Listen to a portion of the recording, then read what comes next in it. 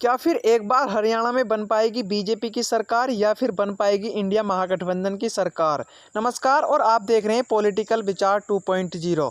हरियाणा विधानसभा चुनाव opinion poll में आप सभी का हार्दिक स्वागत है। जी हां साथियों, आज के इस वीडियो में हम बात करने वाले हैं हरियाणा विधानसभा की 90 सीटों के बारे में। आज हम इस वीडियो में जानने की कोशिश करेंगे कि 5 अक्टूबर को होने जा रहे विधानसभा चुनाव में किसकी बनेगी सरकार। क्या अब की बार बीजेपी 10 साल से सत्ता पर काबिज रहेगी या फिर कांग्रेस यानी महागठबंधन अपनी सरकार बना पाएगी या फिर हरियाणा के अंदर कोई अन्य पार्टी सरकार बना पाएगी। इन सभी प्रश्नों का जवाब इस वीडियो के अंत तक मिल जाएगा।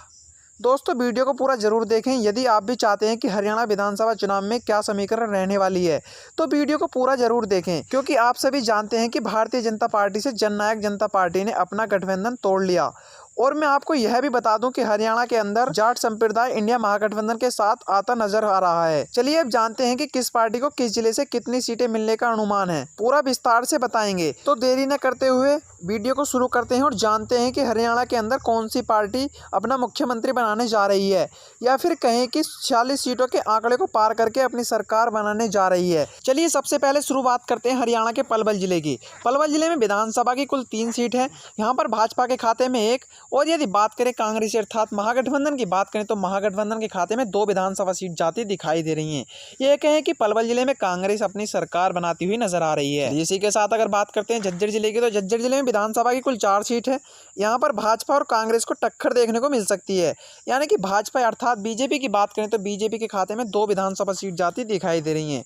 और यदि बात करें कांग्रेस अर्थात महागठबंधन की बात करें तो महागठबंधन के खाते में भी 2 विधानसभा सीट जाती हुई दिखाई दे रही है। वहीं अगर बात करें कुरुक्षेत्र की, तो कुरुक्षेत्र में विधानसभा की 4 सीट है। यहाँ पर भाजपा अर्थात बीजेपी की बात करें तो बीजेपी के खाते में 3 विधानसभा सीट जाती दिखाई दे रही हैं। और यदि बात करें महागठबंधन अर्थात कांग्रेस की बात करें तो कांग्रेस के खाते में 1 विधानसभा सीट जाती दिखाई दे रही है। ये कहें कि कुरुक्षेत्र में भाजपा अपनी सरकार बनाती हुई नजर आ रही है। चलिए इसी के साथ अगर बात करें गुड़गांव जिले की, तो गुड़गांव जिले में विधानसभा की 4 सीट है। यहाँ पर भाजपा के खाते में कोई भी सीट जाने का अनुमान नहीं है। और यदि बात करें कांग्रेस अर्थात महागठबंधन की बात करें तो महागठबंधन के खाते में 2 विधानसभा सीट जाती दिखाई दे रही हैं। और यदि बात करें गुड़गांव जिले में अन्य दल की, तो अन्य दल के खाते में भी 2 विधानसभा सीट जाती दिखाई दे रही हैं। यानी कि गुड़गांव जिले में कांग्रेस अपनी सरकार बनाती हुई नजर आ रही है। वहीं अगर बात करें अंबाला जिले की, तो अंबाला जिले में विधानसभा की 4 सीट है। यहाँ पर बीजेपी अर्थात भाजपा की बात करें तो भाजपा के खाते में 1 विधानसभा सीट जाती दिखाई दे रही है। और यदि बात करें कांग्रेस अर्थात महागठबंधन की बात करें तो महागठबंधन के खाते में 2 विधानसभा सीट जाती दिखाई दे रही हैं। और यदि बात करें अन्य दल की, तो अन्य दल के खाते में भी 1 विधानसभा सीट जाती दिखाई दे रही है। ये कहें कि अंबाला जिले में भाजपा को 1 सीट से नुकसान का सामना करना पड़ सकता है। इसी के साथ अगर बात करें यमुनानगर की, तो यमुनानगर में विधानसभा की 4 सीट है।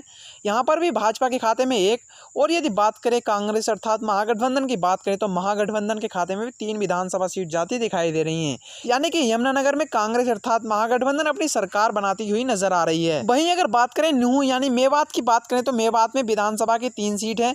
यहाँ पर भाजपा के खाते में कोई भी सीट जाने का अनुमान नहीं है। और यदि बात करें कांग्रेस की, कांग्रेस के खाते में 3 की 3 विधानसभा सीट जाती दिखाई दे रही है। यानी कि बात करें नूंह अर्थात मेवात की बात करें तो मेवात में कांग्रेस अपनी सरकार बनाती हुई नजर आ रही है। वहीं अगर बात करें करनाल जिले की, तो करनाल जिले में विधानसभा की 5 सीट है। यहाँ पर भाजपा अर्थात एनडीए की बात करें तो एनडीए के खाते में 2 विधानसभा सीट जाती दिखाई दे रही हैं। और यदि बात करें महागठबंधन अर्थात कांग्रेस की बात करें तो कांग्रेस के खाते में 3 विधानसभा सीट जाती दिखाई दे रही हैं। यानी कि करनाल जिले में भी भाजपा को 1 सीट से नुकसान का सामना करना पड़ सकता है। वहीं अगर बात करें हिसार जिले की, तो हिसार जिले में विधानसभा की 7 सीट है। यहाँ पर भाजपा के खाते में 2, और यदि बात करें महागठबंधन अर्थात कांग्रेस की बात करें तो कांग्रेस के खाते में 4 विधानसभा सीट जाती दिखाई दे रही हैं। और यदि बात करें हिसार जिले में अन्य दल की, तो अन्य दल के खाते में भी 1 विधानसभा सीट जाती दिखाई दे रही है। हिसार जिले में ये कहें कि कांग्रेस अपनी सरकार बनाती हुई नजर आ रही है। साथ अगर बात करें फतेहाबाद जिले की, तो फतेहाबाद जिले में विधानसभा की 3 सीट है। यहाँ पर भाजपा अर्थात एनडीए के खाते में 1, बात करें कांग्रेस अर्थात महागठबंधन की बात करें तो महागठबंधन के खाते में 2 विधानसभा सीट जाती हुई दिखाई दे रही हैं। यानी कि फतेहाबाद में भी कांग्रेस अपनी सरकार बनाती हुई नजर आ रही है। इसी के साथ अगर बात करें भिवानी जिले की, तो भिवानी जिले में विधानसभा की 4 सीट है। यहाँ पर भाजपा के खाते में कोई भी सीट जाने का अनुमान नहीं है। और यदि बात करें कांग्रेस अर्थात महागठबंधन की बात करें तो महागठबंधन के खाते में 4 विधानसभा सीट जाती दिखाई दे रही हैं कि भिवानी जिले में कांग्रेस अपनी सरकार बनाती हुई नजर आ रही है। वहीं अगर बात करें रेवाड़ी जिले की, तो रेवाड़ी जिले में विधानसभा की 3 सीट हैं। यहाँ पर भाजपा के खाते में कोई भी सीट जाने का अनुमान नहीं है। और यदि बात करें महागठबंधन अर्थात कांग्रेस की बात करें, तो कांग्रेस के खाते में 2 विधानसभा सीट जाती हुई दिखाई दे रही हैं। यदि बात करें रेवाड़ी जिले में अन्य दल की, तो अन्य दल के खाते में भी 1 विधानसभा सीट जाती दिखाई दे रही है। ये कहें कि रेवाड़ी जिले में कांग्रेस अपनी सरकार बनाती हुई नजर आ रही है। साथ अगर बात करते हैं महेंद्रगढ़ जिले की, तो महेंद्रगढ़ जिले में विधानसभा की 4 सीट हैं। यहाँ पर भाजपा अर्थात एनडीए के खाते में 1, और यदि बात करें कांग्रेस अर्थात महागठबंधन की बात करें, तो महागठबंधन के खाते में 2 विधानसभा सीट जाती दिखाई दे रही हैं।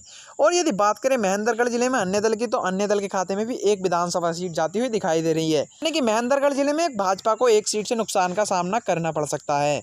चलिए इसी के साथ अगर बात करते हैं सोनीपत जिले की, तो सोनीपत जिले में विधानसभा की 6 सीट है।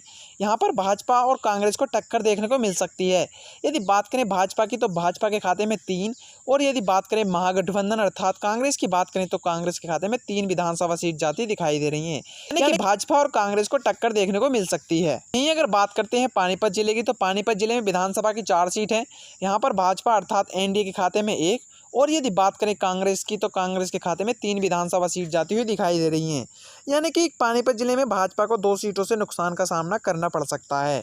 अगर बात करते हैं चरखी दादरी जिले की, तो चरखी दादरी जिले में विधानसभा की 2 सीट है। यहाँ पर भाजपा और कांग्रेस को टक्कर देखने को मिल सकती है। यानी कि कांग्रेस के खाते में 1, और यदि भाजपा की बात करें अर्थात एनडीए की बात करें, तो एनडीए के खाते में भी 1 विधानसभा सीट जाती हुई दिखाई दे रही है। चलिए इसी के साथ अगर बात करते हैं कैथल जिले की, तो कैथल जिले में विधानसभा की 4 सीट है। यहाँ पर भाजपा के खाते में 2, और बात करें कांग्रेस की, तो कांग्रेस के खाते में भी 1 विधानसभा सीट जाती हुई दिखाई दे रही है। यदि बात करते हैं कैथल जिले में अन्य दल की, तो अन्य दल के खाते में भी 1 विधानसभा सीट जाती हुई दिखाई दे रही है। यानी कैथल जिले में देखा जाए तो भाजपा अपनी सरकार बनाती हुई नजर आ रही है। हम बात करते हैं जींद जिले की, तो जींद जिले में विधानसभा की 5 सीट हैं। यहाँ पर भाजपा अर्थात एनडीए और कांग्रेस को टक्कर देखने को मिल सकती है। यदि बात करते हैं जींद जिले में अन्य दल की, तो अन्य दल के खाते में भी 1 सीट जाती हुई दिखाई दे रही है। इसी के साथ अगर बात करते हैं सिरसा जिले की, तो सिरसा जिले में विधानसभा की 5 सीट हैं। यहाँ पर भाजपा अर्थात एनडीए के खाते में 3, और यदि बात करें कांग्रेस अर्थात महागठबंधन की बात करें, तो महागठबंधन के खाते में 2 विधानसभा सीट जाती हुई दिखाई दे रही हैं। यानी कि सिरसा जिले में देखा जाए तो भाजपा अपनी सरकार बनाती हुई नजर आ रही है। अगर बात करते हैं पंचकुला जिले की, तो पंचकुला जिले में विधानसभा की 2 सीट है। यहाँ पर 2 की 2 सीट भाजपा अर्थात एनडीए के खाते में जाती हुई दिखाई दे रही हैं। यानी कि देखा जाए तो पंचकुला जिले में भाजपा अपनी सरकार बनाती नजर आ रही है।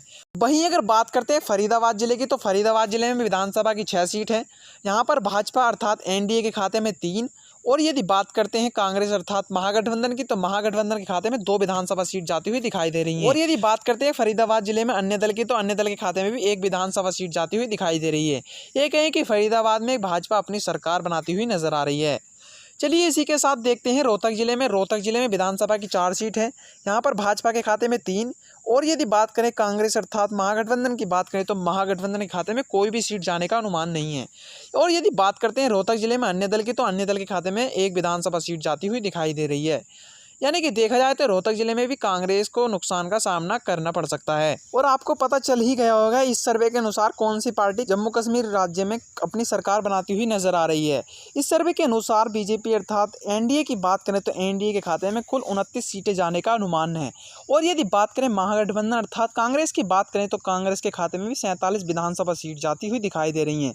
यानी कि जम्मू कश्मीर राज्य में कांग्रेस यानी कि महागठबंधन अपनी सरकार बनाती हुई नजर आ रही है। और यदि बात करें जम्मू कश्मीर राज्य में अन्य दल की, तो अन्य दल के खाते में भी 14 विधानसभा सीट जाती हुई दिखाई दे रही हैं। यानी कि जम्मू कश्मीर राज्य में कांग्रेस अपनी सरकार बनाती हुई नजर आ रही है। और इस प्रकार की वीडियो को देखने के लिए हमारे चैनल को सब्सक्राइब करें और बेल आइकन को प्रेस अवश्य करें, ताकि आने वाली हर वीडियो का नोटिफिकेशन आप तक पहुंच सके। धन्यवाद।